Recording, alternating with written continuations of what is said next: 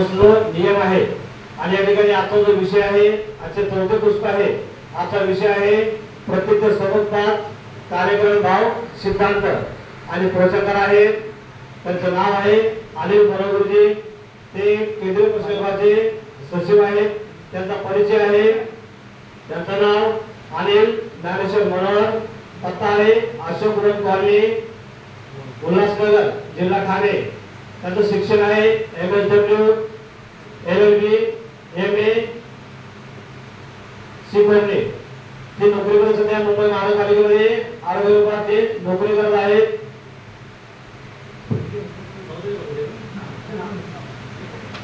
ते 2014 श्रावण 2018 आणि भारतीय बौद्ध सभा शाखा अंगुलीमाल या ठिकाणी संस्कार सचिव पदाने घोषवलेला आहे. 2016 मध्ये ठाणे जिल्हा संघटक पद घोषवलेला आहे. 2016 मध्ये ठाणे जिल्हा कार्यक्रम सचिव पद घोषवलेला आहे. त्यानंतर 2017 ठाणे जिल्हा संस्कार सचिव, 2018 जिल्हा संस्कार उपाध्यक्ष आणि त्याद्वारे 13 सप्टेंबर 2019 पासून त्यांची केंद्रीय कृषी विभाग या ठिकाणी सचिव पद त्यांना दिलेला आहे आणि आजतागायत ते केंद्रीय कृषी विभाग सचिव मध्ये कारभार सांभाळला आहे. त्यांना भाषा अवगत आहेत. इंग्रजी, हिंदी, गुजराती, मराठी, बंजारा आणि तामिळ. अरे वा, खूप छान भाषा त्यांना येत आहेत. असं गुरुजींचा आभाषा परिचय आहे. मी गुरुजींना विनंती करतो त्यांनी वेगवेगळी प्रोग्राम विषयाला सुरुवात करावी.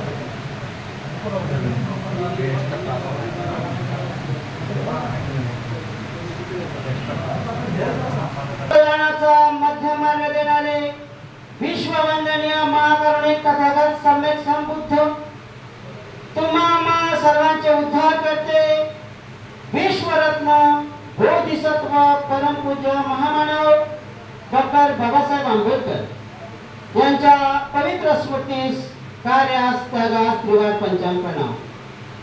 ज्या संस्थेच्या माध्यमातून संपूर्ण भारतभर विज्ञान निष्ठाशा बौद्ध धर्माचा प्रचार आणि प्रसार केला जातो ती तमाम बौद्धांची एकमेव मातृसंस्था शिखर संघटना भारतीय बौद्ध महासभा. या धर्मसंस्थेच्या संरक्षक तुम्हा सर्वांच्या प्रेरणास्थान आपल्या सर्वांच्या मार्गदर्शक राजमाता आदरणीय महाउपासिका मीराताईजी आंबेडकर यांच्या वायुवेगाने चाललेल्या धर्मकार्यास त्रिवार वंदन करतो. संस्थेचे राष्ट्रीय ट्रस्टी आणि कार्याध्यक्ष डॉक्टर बाबासाहेब आंबेडकर यांचे नातू डॉक्टर भीमराव यशवंतराव आंबेडकर साहेब यांच्या धर्मकार्याला सैन्य जयभीम करून मुंबई प्रदेशच्या वतीने दरवर्षीप्रमाणे याही वर्षी वर्षवास प्रवचन मालिका पवित्र अशा या बौद्धांच्या विश्वविद्यापीठामध्ये संपन्न होत आहे. ज्यांच्या अधिपत्याखाली हे बौद्धाचार्य आणि वर्षवास प्रवचन मालिका सुरू आहे. असे या मुंबई प्रदेश शाखेचे सन्माननीय उपाध्यक्ष आणि आमचे लाडके मित्र आदरणीय विलाजी ढोबळे गुरुजी, त्याचबरोबर आजच्या या वर्षवास प्रवचन मालिकेसाठी खास करून उपस्थित असणारे आणि यांचं उत्कृष्ट असा व्यक्तिमत्व आहे असे आपल्या केंद्रीय कार्यालयाचे कार्यालय सचिव आणि राष्ट्रीय सहसचिव आदरणीय अशोकजी केदारे गुरुजी, त्यांच्या खांद्यावरती या मुंबई प्रदेशची धर्ममय करण्याची धुरा संस्थेने त्यांच्या खांद्यावरती सोपवलेले आहेत. असे मुंबई प्रदेशचे सन्माननीय अध्यक्ष आदरणीय विलास वानखेडे गुरुजी, सरचिटणीस आदरणीय वडेकर गुरुजी, कोषाध्यक्ष सत्वजित गुरुजी, त्याचबरोबर उपस्थित आहेत असे मुंबई प्रदेशचे माजी सरचिटणीस आणि आता पर्यटन विभागाचे उपाध्यक्ष आदरणीय गवई गुरुजी, त्याचबरोबर भटकर गुरुजी, गायकवाड गुरुजी, आमचे गरबडे गुरुजी, आपण सर्व शील संपन्न उपासक उपासिका आपणा सर्वांना सविनय जय भीम करतो। आणि माझ्या अवधानापणाने थोडंसं नाव सुटलं, या चैत्यस्तूपाचे जे भिक्खू संघाची धुरा सांभाळत असे अशा चैत्यस्तूपाचे भिक्खू संघाचे सन्माननीय अध्यक्ष पूजनीय भंते श्री संगपालजी महाथेरो आणि पूजनीय भंते विशुद्ध बोधेजी, त्याचबरोबर भिक्खूनी चारुशिलाजी, त्या पवित्र भिक्खू संघाला सुद्धा मी विवाह वंदन करतो आणि विषयाकडे वळतो। मित्रांनो, विषय मी वेगळ्या पद्धतीने देण्याचा प्रयत्न करत आहोत। नाव मराठी थोडंसं माझं कमकुवत आहे, समजून घ्या। तर थोडं ग्रॅमॅटिकल मिस्टेक्स आहेत आणि इंग्रजीचा स्टुडंट्स आहे, त्यामुळे मराठी थोडं जमत नाही, तर संस्थेने शिकवलं। तर मी तुम्हाला प्रॅक्टिकली हा विषय समजून सांगणार आहे, आपला मेंदूमध्ये टाकण्याचा प्रयत्न करणार आहे। याच्यासाठी बऱ्याचशा गोष्टी मी रंगर पण मागणार आहे, या सगळ्या गोष्टी तुम्हाला मी विषय समजून सांगणार आहे इत्तमभूत एका तासामध्ये। तर विषयाचं नाव आहे प्रतीत्य समुच्चय। हा विषय बघत असताना हा विषय अतिशय बौद्ध धर्मातील अतिशय महत्त्वाचा आणि कठीण असा विषय, बौद्ध धर्मातील अतिशय महत्त्वाचा आणि अतिशय गहन तात्विक ज्ञानाचं गर्जना करणारा असा विषय प्रतीत्य समुच्चय हा विषय आपल्याला आपल्या समोर मांडण्यासाठी उभा आहे। कारण बौद्ध धर्माचे जे जे काही सिद्धांत असतील, बौद्ध धर्माचे जेवढे जेवढे काही सिद्धांत असतील, ते सर्व सिद्धांत याच सिद्धांतावर आधारित आहेत। आणि असा हा सिद्धांत आज आपल्या समोर सांगत असताना माझे मार्गदर्शक आदरणीय वानखडे गुरुजी यांना सुद्धा सविनय जय भीम करतो। हा सिद्धांत आपण सांगत असताना या सिद्धांताचा जर आपल्याला विचार केला, हा सिद्धांत आला कुठे, कुठून आला, भगवान बुद्धाने हा सिद्धांत सांगितला कोणाला, कोणासाठी सांगितला, आणि मग त्याच्या या सिद्धांताचे जर आपण मूळ दोन विवरण शब्द बघितले तर आपल्याला या विषयाची पार्श्वभूमी लक्षात येईल। मी विषयात जात नाही, बरोबर चालू आहे। आणि मग हा सिद्धांत कार्यकाल नावाशी कशा पद्धतीने सुसंगत आहे, हा सिद्धांत विज्ञानाशी कशा पद्धतीने, विज्ञान त्यावर कशा पद्धतीने आधारित आलेला आहे, आणि मग आपल्या मनुष्याचं जीवनक्रम हे भवचक्र आहे, हे भवचक्र कशा पद्धतीने भगवान बुद्धाने या विषयाच्या माध्यमातून आपल्याला समजून सांगितलेला आहे, असा हा महत्त्वपूर्ण विषय मी आपल्या समोर मांडत आहोत। परत आपल्या सर्वांना सविनय जय भीम करतो, नमो बुद्धाय करतो आणि विषयाकडे वळतो। प्रतीत्य समुच्चय हा विषय समजून घेत असताना आजच्या जो विज्ञानाने एवढी सारी प्रगती केलेली आहे, याचं प्रमुख कारण आहे तथागत सम्यक संबुद्ध। आज तुम्ही आम्ही जे काही वैज्ञानिक दृष्टिकोनातून आपण जी वाटचाल करत आहोत, त्याचा मूळ गाभा आहे भगवान बुद्धाचा धम्म, आणि तो धम्म म्हणजे कार्यकारण भाव सिद्धांत आहे। आणि मग हा सिद्धांत समजून घेत असताना हा सिद्धांत समजून घेत असताना भगवान बुद्धाचा हा सिद्धांत समजून घेत असताना आपल्याला प्रतीत्य त्याची मी व्याख्या सांगणार आहे, समुदायाची मी व्याख्या सांगणार आहे। परंतु हा सिद्धांत जर आपल्याला खऱ्या अर्थाने समजून घ्यायचा असेल तर आपल्याला प्रथम कार्यकारण भाव हे समजून घेणं गरजेचं आहे। कार्यकारण भाव सिद्धांत आपल्याला समजून घेणं गरजेचं आहे। मग कार्यकारण भाव काय बरं? कार्यकारण भाव म्हणजे भगवान बुद्ध म्हणतात कोणतीही गोष्ट कारणाशिवाय होत नाही, कोणतीही गोष्ट कारणाशिवाय घडत नाही। ज्या गोष्टीला कारण आहे त्याशिवाय ती गोष्ट घडत नाही। आणि मग कार्यकारण भाव हा सिद्धांत समजून घेत असताना प्रामुख्याने आपल्याला कारण समजून घेणे गरजेचं आहे। आपण सुद्धा या पवित्र स्तूपामध्ये आला, याला काहीतरी कारण आहे की नाही? तुम्ही सुद्धा बौद्धाचार्य म्हणून परीक्षा देणार आहात, बौद्धाचार्य म्हणून धर्माचा प्रचार प्रसार करत आहात, हे कारण आहे का नाही? आणि म्हणून भगवान बुद्ध म्हणतात हा सिद्धांत समजून घेत असताना कार्यकारण भाव सिद्धांत आपल्याला समजून घेणं गरजेचं आहे। काय आहे बरं कार्यकारण भाव सिद्धांत? तर कार्यकारण भाव सिद्धांत आहे मडकं. मडकं कोण बनवतं? कुंभार बनवतो. हे काय म्हणजे कार्यकारण नाव समजून असणार त्याला कार्यकारण आणि उपादान हा दोन शब्द जोडले जातात. आपण दोन शब्दाची व्याख्या नंतर बघूया. पण भगवान बुद्धांनी सांगितल्याप्रमाणे कोणतीही गोष्ट कारणाशिवाय घडत नाही, कोणतीही गोष्ट कारणाशिवाय होत नाही. म्हणून भगवान बुद्ध म्हणतात जो मडकं बनतं ते मडकं कुंभार ज्या कारणामुळे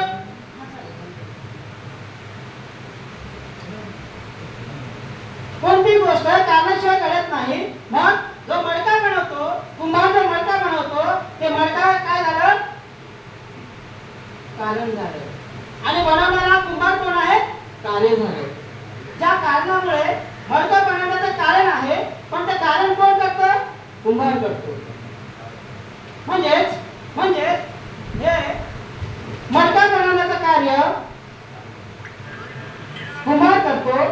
म्हणून कुंभार हे कार्य आहे आणि मडका काय आहे? हे कारण आहे. काय कारण आहे? कुंभाराला काय बनवायचं आहे? मडका बनवायचा आहे. म्हणजे भगवान बुद्ध म्हणतात कोणतीही गोष्ट होत असताना, कोणतीही घटना घडत असताना ती कारणाशिवाय घडत नाही. आणि मग कारणाशिवाय घडत नाही पण त्याला कार्य हा शब्द जोडलेला आहे. मग कार्य म्हणजे काय? कार्य म्हणजे आपण ज्यापासून चांगल्या कामाची सुरुवात करतो ते म्हणजे कार्य. मग कार्य समजून घेत असताना प्रामुख्याने आपल्याला दोन गोष्टी समजून घेणे गरजेचं आहे. कार्य हे समजून घेत असताना प्रामुख्याने आपल्याला दोन गोष्टी समजून घेणे गरजेचं आहे. एक म्हणजे उपादान कार्य आणि दुसरं म्हणजे निमित्त कार्य. हा माझा एमपीसीचा विषय आहे. मला एमपीसीला स्टडीला हा विषय होता त्यामुळे मी वेगळ्या पद्धतीने मांडण्याचा संकल्प करतो. कार्य म्हणजे काय? कार्य म्हणजे हे दोन शब्दापासून कार्य शब्द तयार होतो. कार्य म्हणजे एक उपादान कार्य आणि दुसरं म्हणजे निमित्त कार्य. आता उपादान कार्य म्हणजे काय? उपादान कार्य कशाला म्हणतात? उपादान कार्य म्हणजे जे कारण निर्माण होण्यासाठी, उपादान कार्य म्हणजे जे कार्य निर्माण होण्यासाठी जी प्रेरणा मिळते त्याला म्हणतात उपादान. मग निमित्त म्हणजे काय? निमित्त म्हणजे निर्माण करण्याची शक्ती. निमित्त म्हणजे निर्माण करण्याची शक्ती, त्याला निमित्त कारण म्हणतात. उपादान कार्य म्हणजे काय? कार्य निर्माण करण्यासाठी जे कारण, तसं कुंभाराला मडका घडवण्यासाठी कारण लागतं, तसं उपादान कारण म्हणजे कार्य निर्माण करण्यात जे कारण निर्माण होतं ते म्हणजे उपादान कार्य. मग भगवान बुद्ध म्हणतात उपादान कार्य हे नेहमी कार्याच्या आतमध्ये असतं. भगवान बुद्ध म्हणतात उपादान कार्य हे नेहमी कार्याच्या आतमध्ये असतं. आणि म्हणून भगवान बुद्धाचे जे जे काही सिद्धांत आहेत, अनित्यता सिद्धांत असेल, अनात्मता सिद्धांत असेल, दुःखाचा सिद्धांत असेल, कर्म सिद्धांत असेल, हे सर्व सिद्धांत आहेत. 10-12 सिद्धांत, 9-10 सिद्धांत, हे सर्व सिद्धांत भगवान बुद्धांनी या विषयामध्ये समाविष्ट केलेला आहे. आणि या सिद्धांतामध्ये भगवान बुद्धांचे जे काही सिद्धांत आहे या सिद्धांतामध्ये हेतू नावाचा शब्द भगवान बुद्धाने परस्पर मांडलेला आहे. हेतू म्हणजे काय? आता त्यांनी बहुचक्रामध्ये गेल्यानंतर सांगणार आहे. जेव्हा विषयाच्या गांभीर्यामध्ये जाऊ तेव्हा आपण समजून घेऊया. मग कार्य आपल्याला कळालं. हॅलो कुठे काय झालं? कार्य कशापासून म्हणतं? एक कार्य म्हणजे निमित्त कारण आणि दुसरं म्हणजे उपादान कार्य. निमित्त कारण आपल्याला कळालं तरच आपल्याला सिद्धांत पुढे कळणार, तरच हा प्रतित्व समुपय सिद्धांत आपल्याला डोक्यात जाणार. उपादान कार्य म्हणजे काय? निर्माण करण्याची शक्ती, म्हणजे कार्य करण्यात प्रोत्साहित करणे मराठीमध्ये म्हणतात. आणि निमित्त उपादान कार्य म्हणजे जे कारण निर्माण होतं त्याला उपादान म्हणतात. सोपं आहे एका शब्दामध्ये. आणि म्हणून भगवान बुद्ध म्हणतात त्या कारणामध्ये सुद्धा काहीतरी हेतू दडलेला आहे. भगवान बुद्धाचे काय सिद्धांत आहे हे सिद्धांतामध्ये कारण आहे, काहीतरी हेतू आहे. आणि मग तो काय हेतू आहे? मग हा हेतू समजून घेत असताना आता मी सुरुवातीला म्हणालो हा सिद्धांत आला कुठनं, आपण त्या सिद्धांताच्या प्रकाशामध्ये विवेचन करूया. मग प्रतीक्षा समुद्रपाठ हा सिद्धांत समजून घेत असताना आपल्याला माहिती आहे भगवान बुद्धांनी 4 आर्य सत्य सांगितले आहे ना. दुःख, दुःख समुदाय, दुःख निरोध आणि दुःख विरोधामध्ये प्रतिपदा. मग प्रतीक्षा समुद्रपाठ हा सिद्धांत भगवान बुद्धांनी दुःख समुदाय या ठिकाणी, दुःख समुदाय या दुसऱ्या आर्य सत्यापासून या सिद्धांताची सुरुवात केलेली आहे. भगवान बुद्धांनी जे दुसरे आर्य सत्य आहे ते दुःख समुदाय, या दुःख समुदायाच्या आर्य सत्यामध्ये भगवान बुद्धांनी हा सिद्धांत इत्तमभूत भरलेला आहे. मग भगवान बुद्ध काय म्हणतात? दुःख आहे, दुःखाला काहीतरी कारण आहे. दुःख निर्माण होतं का? असं आपल्याला ठेस लागतो. ठेस लागतं का लागतं? आपल्या एक निष्काळजीपणा असतो किंवा आपण नीट बघत नाही. म्हणजे त्या दुःखाला काहीतरी कारण आहे की नाही? आपण एखादं अकुशल कर्म केलं, आपल्याला त्याचं प्रायश्चित्त भेटते की नाही? म्हणजे त्याला कारण आहे की नाही? म्हणून भगवान बुद्ध म्हणतात दुसऱ्या आर्य सत्याच्या मध्ये भगवान बुद्धांनी या प्रत्यक्ष समुद्राची व्याख्या आणि विवेचन केलेलं आहे. पण भगवान बुद्ध म्हणतात दुःखच आहे, नुसतं दुःख म्हणून नाही, पण दुःखावरती उपाय सुद्धा आहे. पण तुकाराम महाराजांनी सुंदर असं विवेचन केलेलं आहे. काय केलेलं आहे? संसार दुःख मूळ चला चोहीकडे पाहेगा, विश्रांती नाही कोठे इथे मन तळमळतगा. आणि मग भगवान बुद्ध म्हणतात हे माणसाला दुःख निर्माण होतं. ते दुःख निर्माण का होतं त्याचे कारण आपण शोधले पाहिजे, त्याचं निदान आपण केलं पाहिजे. मग कशाने निदान करणार? भगवान बुद्ध म्हणतात हे दुःख जर आपल्याला दूर करायचं असेल तर कशाने दूर करायचं? त्याला भगवान बुद्धांनी एक सुंदर असा शब्द दिलेला आहे. त्याला म्हणतात द्वादश निदान. बरोबर आहे का दरगोटे? द्वादश निदान ही ज्या द्वादश आपल्याला आजारी पडल्यानंतर जसं डॉक्टरकडे जावं लागतं, ट्रीटमेंट घ्यावं लागतं, डॉक्टर आपल्याला औषध पाणी करतो, इंजेक्शन देतो आणि आपला बरा करतो, तसंच आपल्यावरती दुःख आलं आणि त्या दुःखाला जर आपल्याला निवृत्त करायचं असेल, घालवायचं असेल, त्या ठिकाणी भगवान बुद्धांनी द्वादश निदान आपल्याला सांगितलेलं आहे. आणि मग हे समजून घेत असताना आपण आता मूळ जो विषय आहे प्रत्यक्ष समुद्रपाठ हा शब्द 2 शब्दापासून कसा बनलेला आहे ते थोडक्यात बघूया. विषय खूप घन आहे, 2-3 तास तरी हा विषय संपणार नाही असं माझ्या मते. पण एका तासात प्रत्यक्ष समुद्रपाठ काय सिद्धांत सांगतो? प्रत्यक्ष म्हणजे काय आणि समुद्र म्हणजे काय? पालीमध्ये त्याला थोड्या वेगळ्या पद्धतीने सांगितलेलं आहे. आपण मराठीचं बघूया, नंतर पालीमध्ये बघूया. आता प्रत्यय म्हणजे काय? प्रत्यय म्हणजे एकावर आधारित राहून दुसऱ्याची अपेक्षा असणे. प्रत्यय म्हणजे काय? प्रत्यय येणे. आपण म्हणतो असं प्रत्यय आला. काय म्हणतो? प्रत्यय आला. साक्षात्कार म्हणतो आपण दुसऱ्या शब्दामध्ये. प्रत्यय म्हणजे काय? एकावर आधारित राहून दुसऱ्याची अपेक्षा असणे. प्रत्यय म्हणजे एकावर आधारित राहून दुसऱ्याची अपेक्षा असणे. आता समुद्र म्हणजे काय?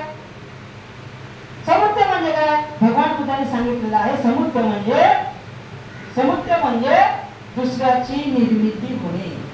हे झालं की लगेच दुसऱ्याची निर्मिती. दुःख आपण थोडस विचार केला. मग दुसऱ्याची निर्मिती कशी होतं? दुसऱ्याची निर्मिती कशी होतं? भगवान बुद्धांनी सांगितलं दुःख आहे. मग दुःखाची निर्मिती कशी होतं? आपल्याला मी उदाहरण मानतो. दिवा आहे. अजून सोपा व्यवहारिक घेऊन सांगायचं असेल चाय बनवतो आपण. पण आपण मी दिवा शब्द काढला म्हणून दिव्यावरती विवेचन करतो. दिवा आहे का नाही? प्रत्यक्ष म्हणजे काय कळालं आपल्याला? समुद्र म्हणजे काय कळालं? ओके, खरं सांगू. प्रत्यक्ष म्हणजे काय? एकावर आधारित राहून दुसऱ्याची अपेक्षा असणे. समुद्रपाठ म्हणजे काय? म्हणजे दुसऱ्याची निर्मिती होणे. आधारित नाही, निर्मिती होणे. उदाहरण जर बघितलं आपण, हे दिवा आहे का नाही? दिवा काय आहे? हे निर्मिती कारण आहे. दिवा जे आहे हे निर्मिती कारण आहे. दिवा निर्माण केल्याशिवाय तो पेटेल का? तो प्रकाश देईल का? या चैतस्तूपामध्ये आलो, आपण मेणबत्ती समोर ठेवली तर ती प्रज्वलित केली नाही, म्हणजे पेटवली नाही, तर ती पेटेल का? प्रकाश देईल का? तसं भगवान बुद्ध म्हणतात जोपर्यंत हा दिवा आहे, जोपर्यंत तोपर्यंत हा दिवा आहे. आणि मग हा दिव्याला ज्यावेळेस आपण प्रज्वलित करतो म्हणजे या दिव्याला जेव्हा आपण लावतो तर नुसता दिवा त्याच्यामध्ये तेल टाकलं दिवा पेटेल का? मग भगवान बुद्ध म्हणतात हे दिवा लावण्यासाठी काय काय करावं लागेल, काय काय साहित्य लागणार. मी तुम्हाला हेतू सांगितला बघा. तो हेतू भगवान बुद्धाने इथे या उदाहरणामध्ये आपल्याला लक्षात येईल. भगवान बुद्धाने हेतू सांगितला. तो हेतू आपण अशा पद्धतीने बघूया. हा दिवा आहे. हा दिवा आपण तयार केला, म्हणजे विकत घेतला आणि त्या दिव्यामध्ये लावण्यासाठी आपण आपल्याला काय करावं लागेल, तेल टाकावं लागेल. तेलानंतर आपल्याला काय करावं लागेल, भात टाकावं लागेल. त्याला भात टाकल्यानंतर आपल्याला काय करावं लागेल, माचीस लागेल. आपल्याला माचीसने पेटवावं लागेल, आहे का नाही. आणि मग माचीस पेटवल्यानंतर काय होईल, ते प्रकाश होईल. पण त्यामध्ये एक गोष्ट भगवान बुद्धांनी अतिशय गांभीर्याने सांगितलेली आहे. हे सगळं करतो आपण, हे आपण सगळं करतो. पदाधिकारी होतो, बौद्धाचार्य होतो, शिकतो, मोठे होतो. हे आपल्या जीवनाशी भगवान बुद्धांनी कार्यकारण भाव सिद्धांत कसा जोडला. आपण मोठे होतो, शिकतो, बौद्धाचार्य होतो, साम्य होतो, केंद्रीय शिक्षक होतो, संस्थेच्या माध्यमातून प्रसार प्रसार करण्याचं काम करतो, संस्था आपल्याला शिकवतो, घडवतो. जसं दिवा हे कारण आहे. दिवा लावण्यासाठी ज्या काही गोष्टी आहेत, त्या सगळ्या गोष्टी एकत्रित केल्या. दिवा लागेल, बौद्धाचार्य होणार, नावाला बौद्धाचार्य होणार, डिग्री होणार, प्रचार प्रसार होईल का? प्रचार प्रसार करण्यासाठी काय सांगितलं भगवान बुद्धांनी, वातावरण कसं होणं गरजेचं. समजा दिवा लागताना जर पाऊस पडत असेल, दिवा लागेल का? हवा येत असेल, निघणार की नाही? म्हणून हा हेतू भगवान बुद्धाने या सिद्धांतामध्ये समाविष्ट केलेला आहे. हा सिद्धांतामध्ये हे मोठं भगवान बुद्धाने विधान केलेलं आहे. आणि म्हणून शास्त्रज्ञ म्हणतो, यावर आधारित एका शास्त्रज्ञाने एक व्याख्या केलेली आहे, कार्यकारण भावाची व्याख्या केलेली आहे. ती व्याख्या खूप सुप्रसिद्ध असे शास्त्रज्ञ आहे ग्रीन डेव्हिस यांच्या मते, त्यांनी हिंदीमध्ये सुंदर सांगितलेलं आहे. यही वहाँ है, शास्त्रज्ञ असा म्हणतो, यही वहाँ है तो वहाँ वही है, यहाँ वही है तो वहाँ वही है. म्हणजे इसके उदय से उसका उदय होता है. हाच संपूर्ण कार्यकारण भाव सिद्धांत, हा संपूर्ण कार्यकारण भाव सिद्धांत भगवान बुद्धाने सांगितलेला आहे. आणि म्हणून कार्य आणि सहकार्य या कारणांची जेव्हा परिणाम होतो, कार्य आणि सहकार्य याच्या कारणाचे जेव्हा परिणाम होतो, मग आपला सुद्धा कुशल कर्माचा आपल्यावरती परिणाम होतो. आपला सुद्धा कुशल कर्माचा आपल्या जीवनावरती परिणाम होतो, हे काय. आणि म्हणून भगवान बुद्धांनी सुंदर अशी गाथा सांगितलेली आहे. काय गाथा सांगितलेली आहे, अस्मिते सती इदं भावती. भगवान बुद्ध म्हणतात, अस्मिते सती इदं भावती, म्हणजे स्वतंत्रपणे कार्य हे घडत नाही. भगवान बुद्ध म्हणतात स्वतंत्रपणे कार्य घडत नाही, कार्य करण्यासाठी सुद्धा निमित्त लागते. उदाहरण बघा, मुंबई प्रदेशने जर बौद्धाचार्य शिबिर यावर्षी लावलं नसता, तुम्ही बौद्धाचार्य झाले असता का? सोपं उदाहरण. कार्यक्रम आपल्या जीवनाशी निगडीत आहे, ते आपल्या दैनंदिन व्यवहाराशी आहे, है का नाही. मग कार्याच्या उत्पत्ती बरोबर त्याच्या अनेक बाह्य गोष्टी त्याला सहाय्यभूत ठरतात, कारणीभूत ठरतात. अनेक बाह्य गोष्टीशी सुद्धा त्याला कार्याशी निगडीत असतात. मग कार्याची जेव्हा उत्पत्ती होते, कार्याची जेव्हा निर्मिती होते, कार्य जेव्हा उदयास येतं, तेव्हा त्या कारणाबरोबर अनेक बाह्य घटना त्यामध्ये अनुकूल असतात. जसं दिवाच्या उदाहरणाप्रमाणे, या दिवा जेव्हा प्रज्वलित केला जातो, हा दिवा जेव्हा प्रज्वलित केला जातो, पेटवला जातो, पेटवल्यानंतर काय होतं, त्याला प्रकाश येतो. तर प्रकाश आल्यानंतर भगवान बुद्ध पुढे जाऊन असे म्हणतात, हा जर प्रकाश आपल्या जीवनामध्ये सदैव ठेवायचा असेल, म्हणजे सकृतागामी, अनागामी आणि अनागामी. त्याचा खूप मोठा अर्थ आहे, एक तासाचा. फक्त मी तुमच्या कानावरती शब्द लावून म्हणून सांगतो. मग ह्या गोष्टी आपल्यावरती, आपल्या मनावरती बिंबवणं गरजेचं आहे, हे का नाही. मग जेव्हा कार्याची उत्पत्ती होते, कार्याची उत्पत्ती कधी होते बरं, तसं कुंभाराला कार्याची उत्पत्ती निर्माण होण्यासाठी काय काय गोष्टी लागतील.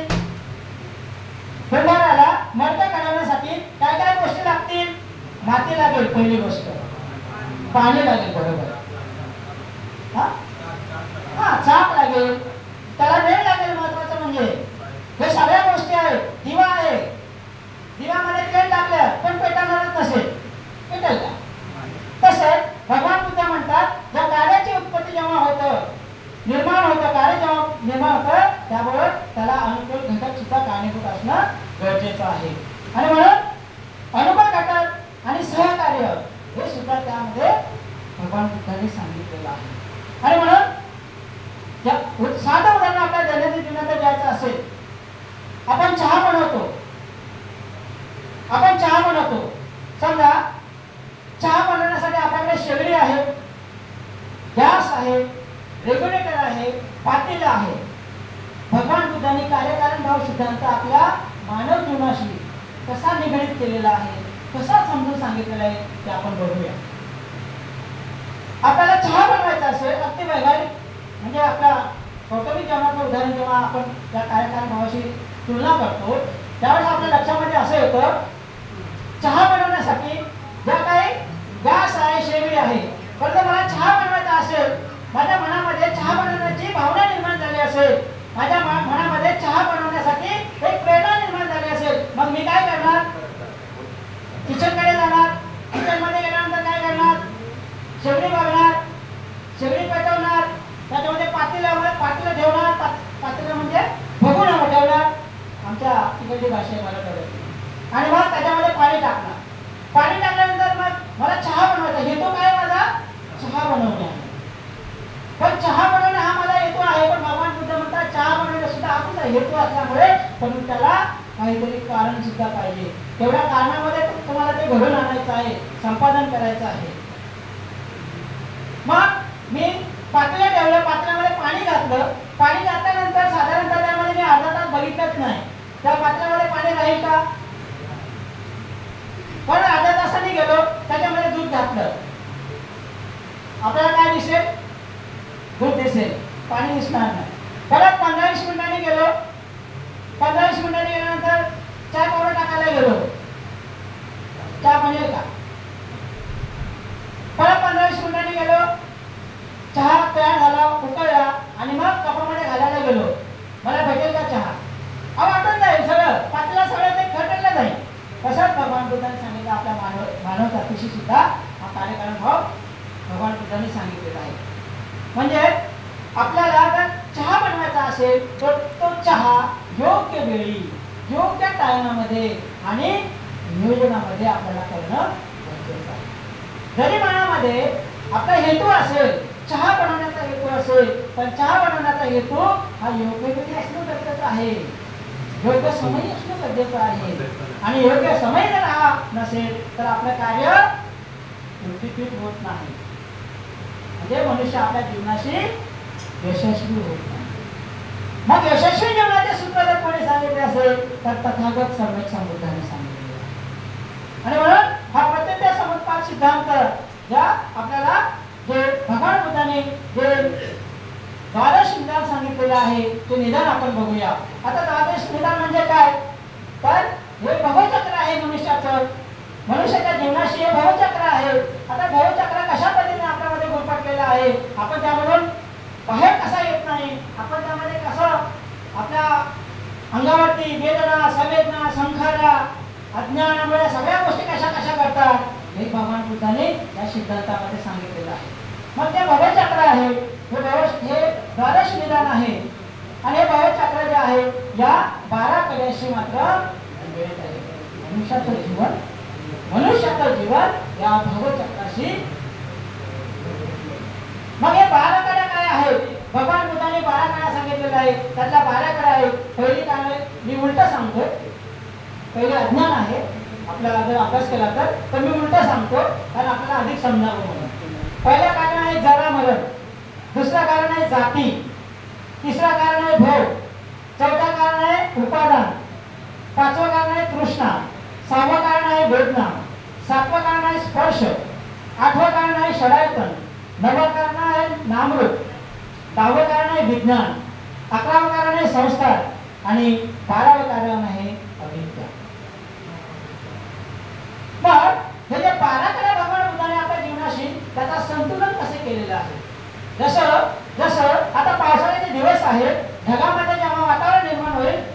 जमिनीवर पाऊस पडेल. तसं हे भवचक्र भगवान बुद्धांनी आपल्याशी कशा पद्धतीने निगडीत केलेलं आहे, हे भवचक्र भगवान बुद्धांनी त्याला कशा पद्धतीने गुरफटलेलं आहे ते आपण बघूया.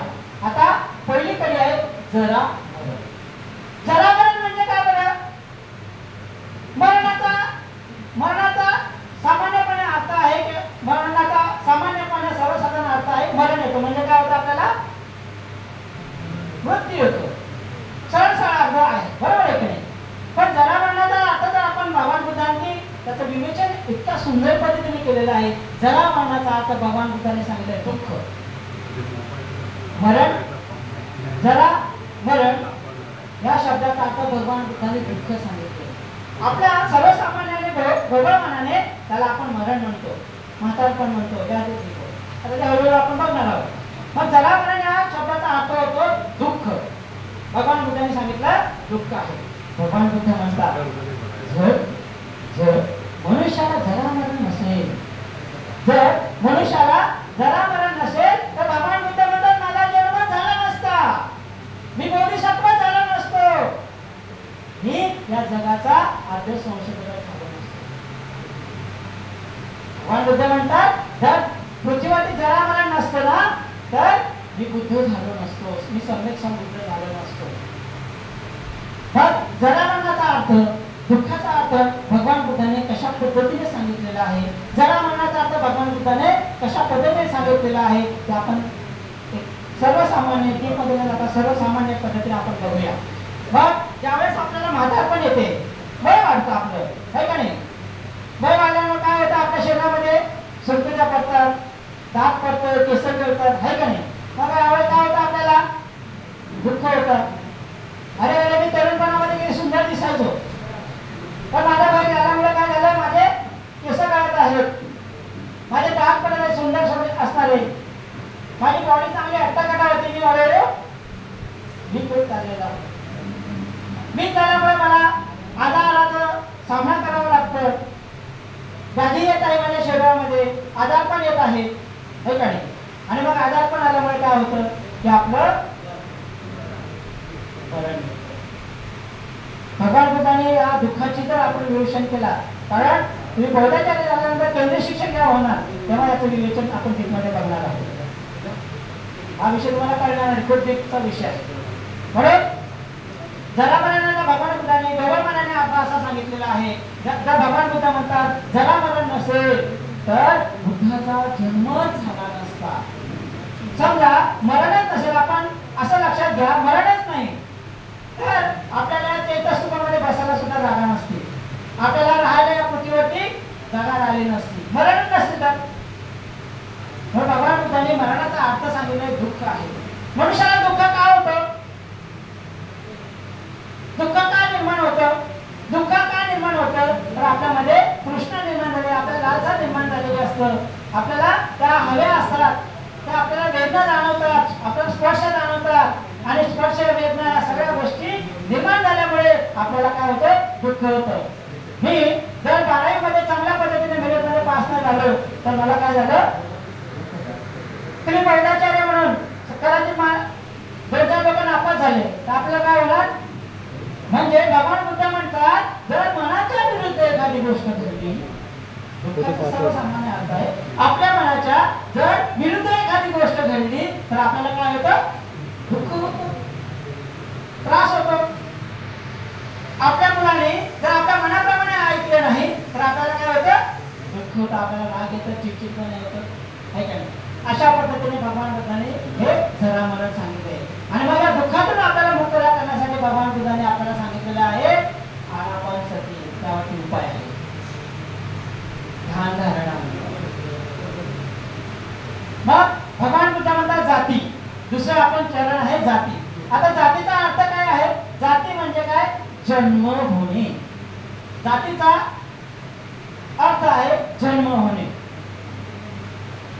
म्हणजे जवळजवळ पहिले जे आपण बघितलं, पहिले जे आहे भवचक्रामधले, त्या भवचक्रामध्ये पहिले जे आहे जरा आणि मरण, जरा आणि जाती, जरा मरण आणि जाती. जाती कशी थोडस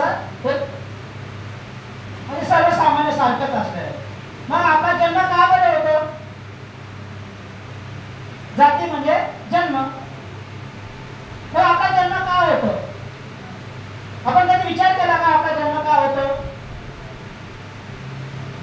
भगवान बुद्ध म्हणतात मनुष्याचा जन्म होणे, भगवान बुद्ध म्हणतात मनुष्याचा जन्म होणे हे सामान्य आहे. कारण या चक्रापासून तो कोसमूल दूर असल्यामुळे, त्याला त्याचं ज्ञान आकलन न झाल्यामुळे मनुष्याचा जन्म होणं, उत्पत्ती होणं स्वाभाविक आहे, साहजिक आहे. आणि मग हा एक स्वभाव आहे, मनुष्याचा स्वभाव आहे. मनुष्याचा जन्म होणं भगवान बुद्ध म्हणतात हा एक मनुष्याचा स्वभाव आहे. आणि मग हा स्वभाव असल्यामुळे काय होतं? मग काय होतं की त्या मनुष्याची एक इच्छा, मनामध्ये एक इच्छा निर्माण होतं. आणि इच्छा निर्माण झाली एका विशिष्ट पर्टिक्युलर दिव्याच्या प्रमाणे, आपण उदाहरण जसं दिव्याचं बघितलं तसं मनुष्याचा जन्म होतो. मग मनुष्याचा जन्म झाल्यानंतर आपल्याला पुढे आहे नामरूप. आपण म्हणतात याच्यामध्ये बघूया. मग तेव्हा आपल्याला जन्म होतं आणि जन्म झाल्यानंतर मग आपल्याला नामरूप प्राप्त होतं, नाम आणि रूप. मग जन्म झाल्यानंतर मग आपल्यामध्ये आपल्यामध्ये भव निर्माण होतं. मग भव निर्माण झाल्यामुळे काय होतं? मग या भवामुळे आपल्याला काहीतरी अस्तित्वामध्ये येण्यासाठी आपल्याला प्रोत्साहित करावं लागतं. आपण काहीतरी अस्तित्वामध्ये येतो आणि मग ते अस्तित्व आपल्यामध्ये आल्यानंतर आपल्यामध्ये आत्मभाव निर्माण होतं. भगवान बुद्ध म्हणतात आत्मभाव निर्माण होतं. आणि मग भगवान बुद्धाने या आत्मभावाचे 2 प्रकार भगवान बुद्धाने सांगितलेले आहेत. आत्मभावाचे 2 प्रकार भगवान बुद्धाने सांगितले आहे. त्याला भगवान बुद्धाने कर्म म्हणतात. आणि मग हा कर्म आत्मनिर्वाहाचा जो कर्म आहे त्या कर्माचे 2 भाग भगवान बुद्धाने सांगितलेले आहे. कोणते 2 भाग? कुशल कर्म आणि अकुशल कर्म.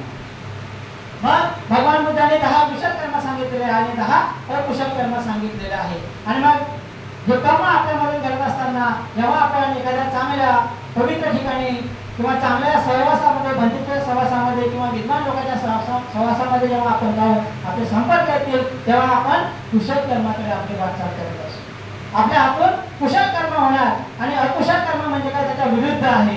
जे भगवान बुद्धाने आपल्याला करायला सांगितलं नाही, हे करू नका, ते म्हणजे अकुशल कर्म आहे.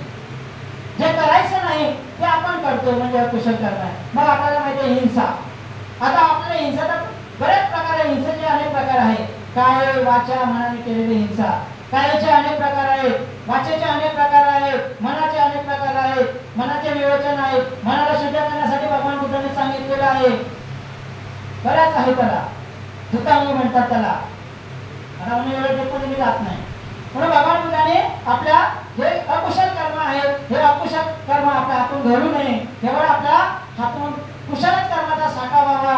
कुशल म्हणजे चांगलेच कर्म आपल्यामध्ये व्हावे.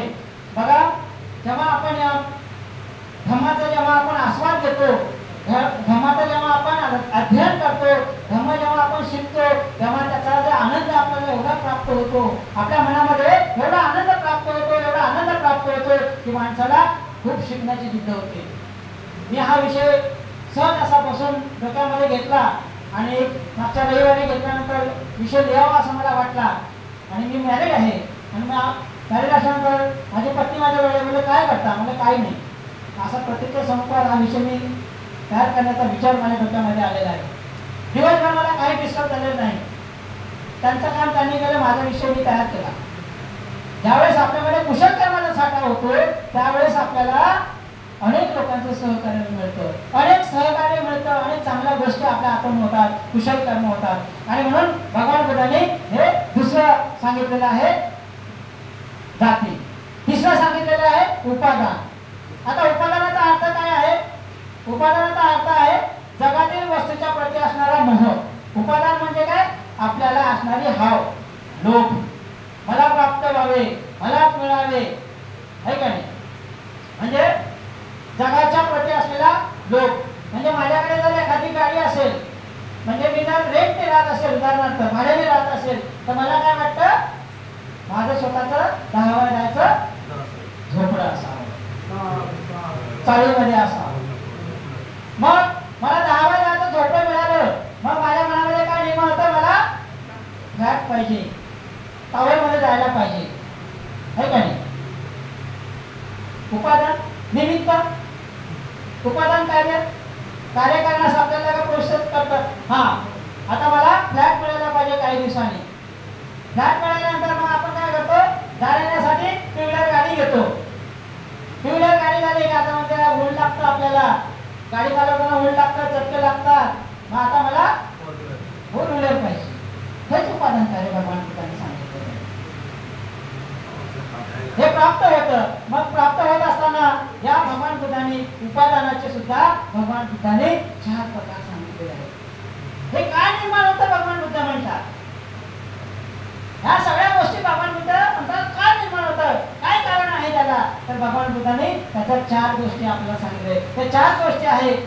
पहिली गोष्ट आहे काम, दुसरी गोष्ट आहे दृष्टी, तिसरा आहे शीलबद्धता आणि चौथी आहे सकाय दृष्टी.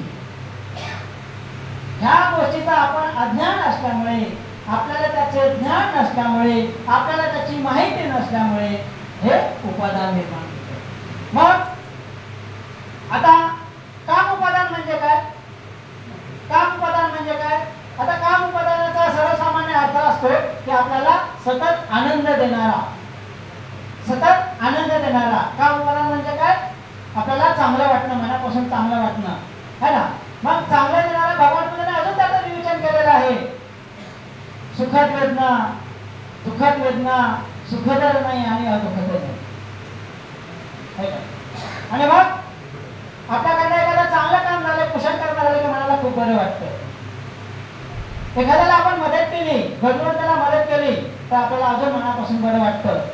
एखाद्याला मुलाला शिक्षणासाठी जर आपण शाळेमध्ये पुस्तक आणून दिलं, मनाला किती बरं वाटतं गरीबाच्या मुलाला. त्याला म्हणतात काम उपादान. नंतर बाबा म्हणतात दुसरं सांगितलंय दिठ्ठी. दिठ्ठी म्हणजे काय, दिठ्ठी म्हणजे असं बरोबर आहे, मी सांगतो तेच बरोबर आहे. भगवान बुद्धाने सुंदर असं कलाम सूत्र सांगितलेलं आहे कलाम नगरीमध्ये. भगवान बुद्ध म्हणतात तुम्हाला ज्या माणसाने सांगितलं ते खरेच आहे असं मानू नका. सकाळ दिठ्ठी म्हणजे काय, भगवान बुद्धाने सुंदर कलाम सूत्र सांगितलेलं आहे एका नदीच्या किनारी. आणि सकाळ दिठ्ठी म्हणजे काय, तुमच्या मनाला जर तुम्ही एखाद्या माणसाने सांगितलं ते सत्य आहे याची पडताळणी करा. विज्ञान अंतिम दावा करत नाही, विज्ञानामध्ये अनेक प्रगती होत राहतात. तसं भगवान बुद्ध म्हणतात की सकाळ दिठ्ठी म्हणजे एखाद्या माणसाने तुम्हाला सांगितलेलं असेल ते खरं असेल असं नाही. मग काय करा, तुमच्या बुद्धीला चौकसा, तुमच्या बुद्धीला जोर द्या. तुम्ही तुमच्या भल्यासाठी असेल ते स्वीकारा आणि भल्यासाठी नसेल तर स्वीकारू नये. त्याला म्हणतात दिठ्ठी. शीलबद्धता. आता शीलबद्धता म्हणजे खूप गहन अर्थ आहे या शब्दाचा. पण भगवानाने जर आपण विचार केला आपल्या दैनंदिन जीवनाशी तर शीलबद्धता म्हणजे मनुष्य हा कर्मकांड बाधित असतो. बरोबर ना सर. कर्मकांड हा शीलबद्धता म्हणजे कर्मकांड मनुष्य थोडं पवित्र पण होतो. हा त्याच्यामध्ये ते संकट असतात, त्याचे जे संकट असतात, शीलबद्धता म्हणजे त्याचे जे संकट असतात ते संकट निवारण होतात. त्याला भौतिक लोक जो आहे, भौतिक लोक, भौतिक लाभ त्याला प्राप्त होतं. भगवान बुद्ध म्हणतात शीलबद्धतेचे अनेक प्रकार भगवान बुद्धाने सांगितलेले आहेत. शीलाचे अनेक प्रकार सांगितलेले आहेत. त्रिशरण पंचशील कुठून आलं हे आपल्याला जाणून घ्यायचं आहे. सरलता कुठून आलं भगवान बुद्धांनी हे आपल्याला जाणून घ्यायचं या विषयामध्ये, पण आता वेळ नाही भरपूर आहे. म्हणून शीलबद्धता म्हणजे काय, कर्मकांडाने जे मनुष्य पवित्र होतो, कर्मकांड करत नाही तर कुशल कर्म करतो आणि कुशल कर्माने तो पवित्र होतो, त्याला शीलबद्धता म्हणतात. आणि मग पवित्र झाल्यामुळे त्याच्यावर येणारे संकट असतात, त्याच्यावर येणारे संकट असतात. भोजन कर्मसिद्धांत सांगितलेलं असेल. कर्मसिद्धांत आपला वेळच विषय झाला. त्याच्यावर येणारे संकट असतात, हे संकट दूर होतात. त्याला त्यामध्ये मार्ग मिळतो, त्यामध्ये त्याला वाटचाल मिळतं, त्यामध्ये येणाऱ्या संकटावर तो सहजपणे मात करतो. त्याला म्हणतात शीलबद्धता. आणि मग चौथं भगवान बुद्धांनी सांगितलेलं आहे सत्काय दिठ्ठी. आता सत्काय दिठ्ठी म्हणजे काय, आत्मभावाची दृष्टी. आत्मभाव है ना. आत्मभाव म्हणजे काय, तर आत्मा. भगवान बुद्धांनी थोडंसं इथे वेगवेगळ्या पद्धतीने सांगितलेलं आहे. कारण आपल्याला समजण्यासाठी आत्मा म्हणजे काय, भगवान बुद्ध म्हणतात आत्मा हे कायम टिकणारा नाही, हे आत्मा नाही. आत्मा हे कायम टिकणार नाही. जसं माझं शरीर मी लहान होतो तसंच मी राहणार आहे का? हे गुरुजी लहान होते तसेच आहेत का? हळूहळू बदल. भगवान बुद्ध म्हणतात या पृथ्वीवरती क्षणाक्षणाला बदल होतो. सूर्याचे किरण पृथ्वीवर येण्यासाठी जेवढे सेकंद लागतात त्याच्यापेक्षा कितीतरी पटाने आपल्या शरीरामध्ये बदल होत राहतात, चेंजेस होत राहतात, क्षणाक्षणाला चेंज होत राहतात. त्याला सकाळी दिठ्ठी असे म्हणतात. मग ह्या उपादान आपल्याला निर्माण झालं. मग उपादान आपल्याला निर्माण झाल्यानंतर मग आपल्या मनामध्ये तण्णा निर्माण होतात. तण्णाला तृष्णा असे म्हणतात. तृष्णा म्हणजे काय? लोभ, मोह, मनात पाहिजे, लोभ मनात प्राप्त व्हावा, हे का नाही? मग मनुष्य हा विकाराने मुक्त असतो. भगवान बुद्ध म्हणतात लोभ म्हणजे काय? विकार आहे, मनाचे विकार आहे. मग विकाराने मनुष्य हा भरलेला असतो, कुटुंब भरलेला. बघा आपला राग आला की किती हे होतो, किती आपला राग संताप होतो. आपण समजा राग आला ना, एखाद्या रागाच्या माणसाच्या हातामध्ये एखादा पान दिलं ना, तो एवढा पान फाडतो, तो एवढा पान फाडतो, तर एवढे तुकडे तुकडे करतो, त्याचा राग व्यक्त करतो ना, तेव्हा तो शांत होतो. तसंच जेव्हा आपल्या मनामध्ये तृष्णा निर्माण होतात, भाव निर्माण होतं, लोभ निर्माण होतं, हे जर आपल्याला प्राप्त झालं नाही, मिळालं नाही, तर मग आपण काय होतो? त्या तृष्णेच्या आहारी जातो. मग चोरी करण्याचा मार्ग, अकुशल कर्म करण्याचा मार्ग जातो. आणि म्हणून या तृष्णा कशा निर्माण होतात? भगवान बुद्ध म्हणतात तृष्णा आहे, पण तृष्णा कशा निर्माण होतात? या तृष्णेचे भगवान बुद्धाने 108 प्रकार सांगितलेले आहेत. आपल्याला माहिती आहे भगवान बुद्धाची मुद्रा, काम तृष्णा, भव तृष्णा, विभव तृष्णा. आता काम तृष्णा सांगायला गेलं तर 10-15 मिनिटं लागतात, त्यामुळे मी ते सांगत नाही. तृष्णा कशा निर्माण होतात हे मी तुम्हाला सांगतोय. भगवान बुद्ध म्हणतात तृष्णा कशा निर्माण होतात? या प्रमुख तृष्णा आहेत, काम तृष्णा, भव तृष्णा आणि विभव तृष्णा. या 3 तृष्णाचा गुणाकार केला तर आपले जे शरीर आहे, शरीरामध्ये काय आहे? डोळे आहे, नाक आहे, कान आहे, जीभ आहे, शरीर आहे आणि मन आहे. या डोळ्याजवळ केलेले आपण चांगले कृत्य असेल, वाईट कृत्य असेल, त्याच्यामुळे आपल्याला तृष्णा होते. उदाहरणार्थ बघा, एखादा आपल्याला आवडता असणारा पदार्थ जर आपल्याला आवडला असेल, जेवणामध्ये एखादा जर आपल्या आवडीचा पदार्थ असेल, आणि तो आवडीचा पदार्थ जर आपल्या घरच्या लोकांनी एवढूसा दिला असेल, आवडणारा पदार्थ जर एवढूसा दिला असेल ताटामध्ये, तर आपण संतुष्ट होतो का? आपल्यामध्ये तृष्णा, आपण मला अजून थोडासा हवा होता, तृष्णा निर्माण झाली ना. म्हणून या 3 तृष्णा आहेत. त्या तृष्णाच्या 6 प्रकारच्या तृष्णा निर्माण होतात. मग 6 कोणत्या प्रकारच्या तृष्णा निर्माण होतात? डोळे, नाक, कान, त्वचा म्हणजे जीभ, त्वचा, मन, या 6 प्रकारच्या तृष्णा होतात.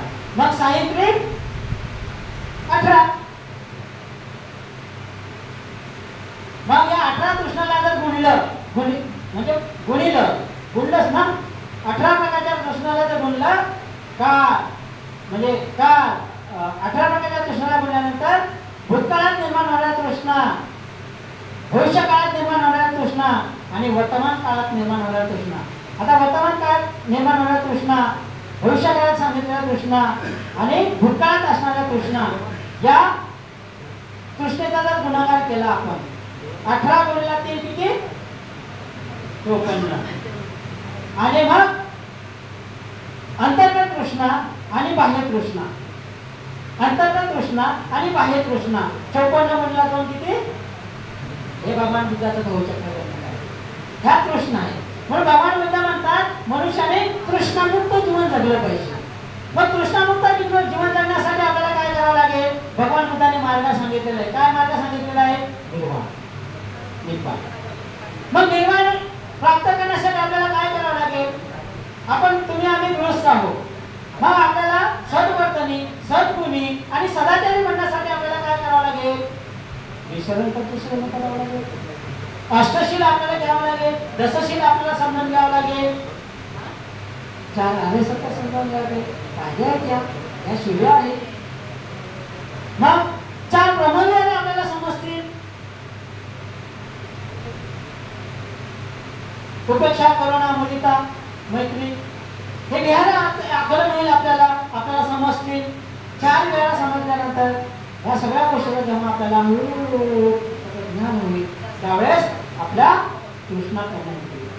आणि मग या तृष्णा निर्माण झाल्यानंतर आपण निर्माणाच्या मार्गावर. भगवान बुद्ध म्हणतात निर्वाण ही जी अवस्था आहे ही निर्माण होणारी अवस्था ही जिवंतपणे अनुभवायची अवस्था आहे. वेळानंतर नाही, वेळानंतर काहीच नाही. जिवंतपणे अनुभवायची एक अवस्था आहे, त्याला निर्माण म्हणतात. निर्वाण म्हणजे निर्दोष जीवन, निर्दोष जीवन, निष्कलंकित जीवन. शब्द खूप मोठे मोठे आहेत. म्हणून या तृष्णा विरक्तीत आपण जीवन जगलं पाहिजे. आणि मग हा तृष्णा आपण घालवल्यानंतर आपल्यामध्ये सुखद वेदना निर्माण होतात, आपल्यामध्ये मंगलमैत्री निर्माण होतं, आपल्यामध्ये दुसऱ्याच्या कल्याणासाठी आपण सतत धडपडत असतो. आपलं स्वतःला जसं कल्याण करायचं असेल तसं दुसऱ्याचं कल्याण कसं होईल हे आपण बघत असतो. मग वेदना निर्माण झाल्या की भवचक्राशी दुसरा अजून जोडलं जातं, ते म्हणजे वेदना. वेदना है ना. मग वेदना म्हणजे काय? वेदना म्हणजे ह्या इंद्रिय, हे शरीर है ना. वेदना म्हणजे काय? या इंद्रिय विषयाशी समरस असणे है का नाही. हे मिळालंच पाहिजे, हे मला प्राप्त करायचं. इंद्रिय सुखाशी आपण तडफडत असतो. आपण आता पवित्र ठिकाणी आहोत त्यामुळे काही उदाहरण आपल्याला म्हणता येणार नाही, तर बघूया. वेदना म्हणजे काय? जे आपले इंद्रिय आहेत है ना, जे आपले इंद्रिय आहेत, शरीर असेल, मन असेल है ना, हे जे इंद्रिय आहे त्या इंद्रियाच्या विषयाशी गुरफटलेला आपलं मन असेल. मग मनाला संतुलित करण्यासाठी, मनाला कंट्रोल करण्यासाठी, मनाला थांबवण्यासाठी आणि आपल्याला शुद्ध होण्यासाठी गुरुजी आपल्याला तृष्णा घालवणं गरजेचं आहे. आपल्यातील वेदना घालवणं गरजेचं आहे. आपल्यातील वेदना घालवणं गरजेचं आहे. आणि म्हणून वेदना जर आपण घालवल्या, वेदना अशा जात नाही. जसं आपलं शरीर स्वच्छ करण्यासाठी आपण साबण वापरतो तसं वेदना घालवण्यासाठी कुठलं साबण नाही. तर भगवान बुद्धाने त्याचा अभ्यास सांगितलेला, पायऱ्या सांगितलेल्या, त्या पायऱ्याने आपल्याला जावं लागलं.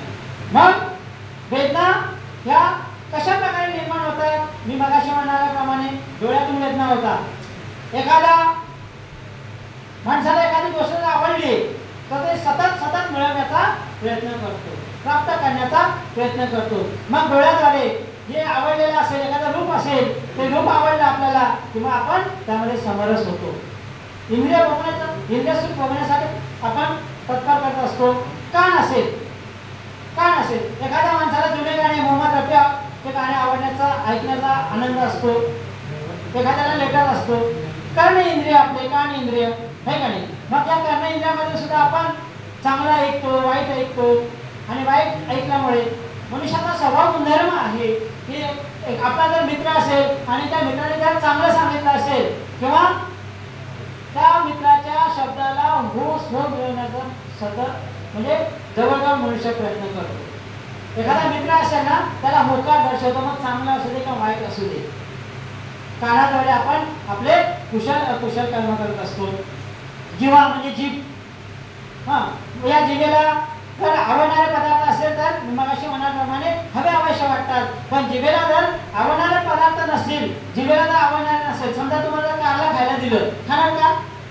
ते जर जिलेबी खायला दिले 2 चमचे जास्त खाणार. जिभेद्वारे होणारे आपले वेदना है का नाही. मग त्वचा, शरीराद्वारे मग आपले जसं मी मगाशी म्हणालो रूप असेल, आपल्याला आवडणारा विषय असेल, त्या त्वचाद्वारे आपण त्याचा आस्वाद घेण्याचा प्रयत्न करतो. मग शरीर आहे, या शरीराचे ठेवण असेल है ना. शरीराचे ठेवण म्हणजे एखाद्याला बॉडी बिल्डरसारखं राहावंसं वाटतं, एखाद्याला बारीक राहावंसं वाटतं. मग शरीरामध्ये काय असणाऱ्या ज्या वेदना निर्माण होतात, शरीरामध्ये आपण कृत्य करतो, अकृत्य करतो, अकुशल कर्म आणि मग भगवान बुद्धांनी सांगितलेला वेदनेचा 6वा प्रकार आहे मन. मग मनात आले होणारे जे विचार आहेत, चांगले विचार असतील तर चांगल्या विचारात आपण संग्रह केला पाहिजे. पण मनुष्याचा स्वभाव असा आहे की चांगल्या विचारा व्यतिरिक्त वाईट विचार मनुष्य लवकर चिंतन मनन करतो, वाईट विचार लगेच घेतो.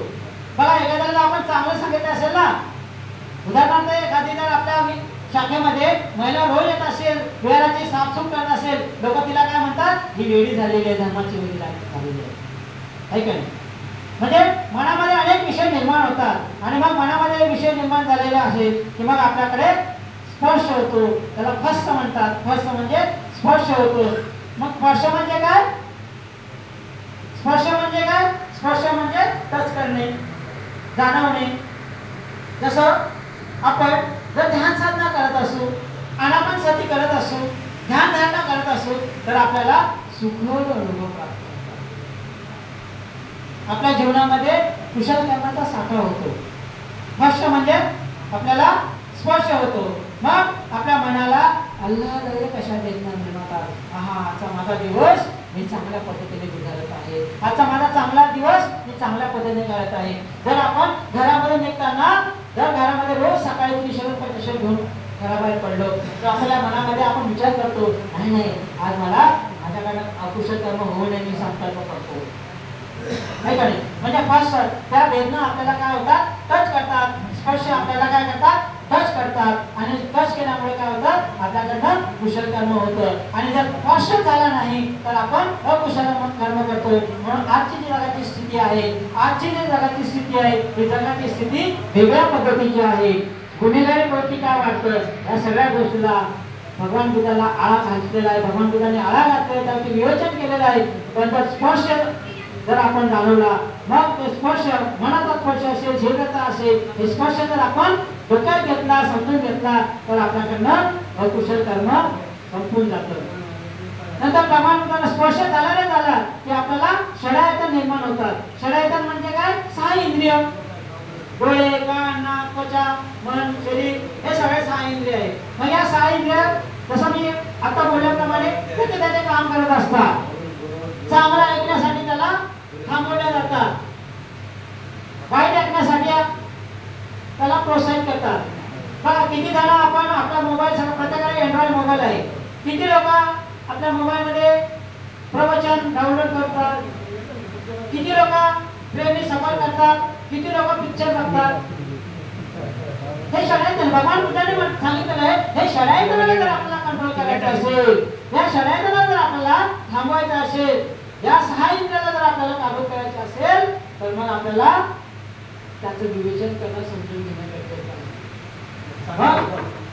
काय उपाय याच्यावरती, तर आपण रोज नित्यनियमाने भगवान बुद्धाने सांगितल्याप्रमाणे भगवान बुद्धांनी जे आपल्याला नीतिनियम सांगितलेला आहे त्या नीतिनियमाचं काटेकोरपणे पालन करणं गरजेचं आहे. मग षडायतनाच्या माध्यमातून षडायतन निर्माण झाले तेव्हा आपल्याला नामरूप प्राप्त होतं. आता नामरूप म्हणजे काय, नामरूपाचे सुद्धा भगवान बुद्धांनी 2 प्रकार केलेले आहेत. एक संवत्ती सत्य म्हणतात त्याला, आणि परमार्थ सत्य असे म्हणतात. नामरूपाला भगवान बुद्धांनी 2 सत्याचे बाजू भगवान बुद्धांनी सांगितलेले आहे. आता संवत्ती सत्य म्हणजे काय, सर्वसाधारणपणे दिसणे, जाणवणे, कळणे. परमार्थ म्हणजे काय, सर्वसामान्यपणे दिसते, समजते, पण त्याचं मन त्याकडे होत नाही, त्याचं मन त्याकडे जात नाही. मग मनुष्याला नामरूप कधी निर्माण होतं, हा मोठा विषय आहे. नामरूप का निर्माण होतं हा मोठा विषय आहे.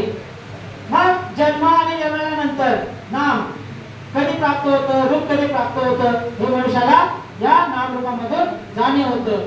आणि मग नामरूप निर्माण झालं की मग त्याला विज्ञान निर्माण होतं. आणि मग विज्ञान म्हणजे काय, तर विज्ञान म्हणजे त्याला त्याच्या जाणीवेचे स्पर्श होणे. त्याला विज्ञान म्हणजे काय, त्याला त्याची जाणीव होणे. जसं विज्ञानाने एखादी गोष्ट सिद्ध केली तर विज्ञानाने त्याची जाणीव झालेली आहे.